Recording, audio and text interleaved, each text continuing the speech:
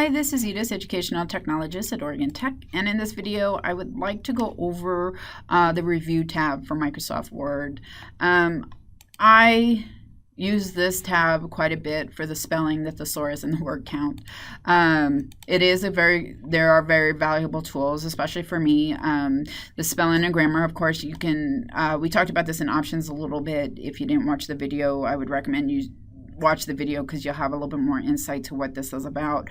One of my weaknesses when I write a paper is that I have a tendency to write in a passive voice, so this will actually catch it for me. Thesaurus, everybody knows what a thesaurus is. It's a wonderful tool. I love using it. You can always find other words. The other nice thing about it is it does, I believe, give you an antonym if you want it to.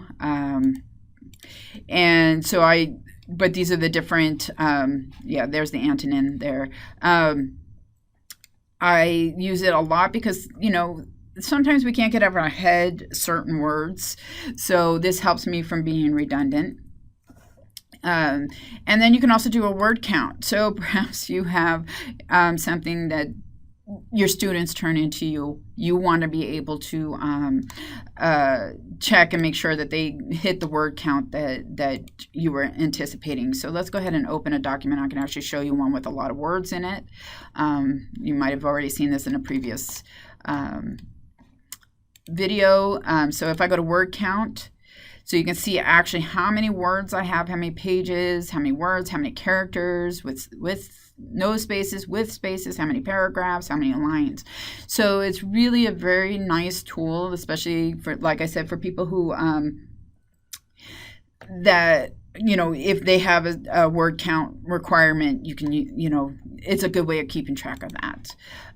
Check accessibility. This is like for if I'm correct, I want to say this is to see if, you can, let's see what it's about so that we can understand a little bit more what it's about. It's making your word accessible. So this is more information. You might want to read about this a little bit more. I think it helps. The color is not meaning. So it gives you a lot of helpful information here. I won't go into specifics just because there's a lot of information here, but you can also see that there is other information for people who need different types of setups. So the Braille keyboard, hexagon charts, color charts. So that way, if somebody is colorblind, you can make sure that the colors are correct so that they can see them. Most of the times it is recommended that you stay with a black and white type of theme, just because it's easier for most people to read, and then you don't have to worry about color blindness.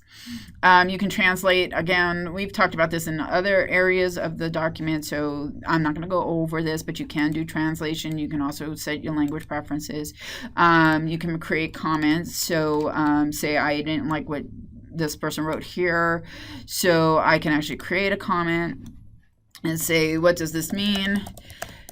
And if I'm working collaboratively with somebody, I can actually have them reply, never mind, or I can say, never mind, I got where you're going with this. Or I can also resolve it, and that just takes those out. And and then at least I know that it's been resolved. They saw what the issue was and they took care of it. You can ink a comment. So if you want, you can use your pen and you can actually write something in here instead of just typing it in. You can do it that way as well. And then I can erase it as well if it lets me. Obviously, it doesn't want to let me. So I can also turn off showing the comments. If I am trying to work in the document, I don't want to see what anybody had to say. I can hide them. Now you can see I get a little box here. You can see the area that's been highlighted. There is a comment there, and I can just see if I want to visit it anymore. you can also track changes. So, if I make a change, say I'm going to strike this out because I just don't think that it belongs there, I will get this little bar here. It will show me what I did. So you can have that show up at all times, or you can turn it off. But what's nice about this is if you do make changes and you're not sure you want to keep them, this is how you can be able to see what the changes are. And then over here, you can accept or reject the changes. Yes, I want that change, or no, I really don't. I think it sounds good this way. You can show all the markups. So again, you can show the revisions in balloons or in line, however you want to do this. Again, this is something that I find very useful for feedback, whether I'm giving feedback or whether I'm working with somebody collaboratively or whether I'm receiving feedback. I love to see this stuff. And I can't stress this enough as a student and as a coworker and a collaborator. This is so important for feedback. Please use it. Please, please, please use it. We can't understand what we might be doing wrong or what we might be doing right, because if without that feedback given back to us. So please use this if you can. Reviewing pane, you can see the review pane. You can see where the comments were, revisions. You can change it to, so you can see how many revisions there are. I thought this might allow you to change it, but it doesn't. It just lets you change the size of the what it looks like over here. But again, please, use this. It's such a valuable tool, and I'm sad when people don't use it, and I get no feedback. Feedback is important. That's a hint. I can also go to the next change, and I can continue doing this throughout the document. I can also lock the tracking if I want. You can see this came up. I can also delete those comments because I don't want them anymore. So you have all of these options. Please, again, use them.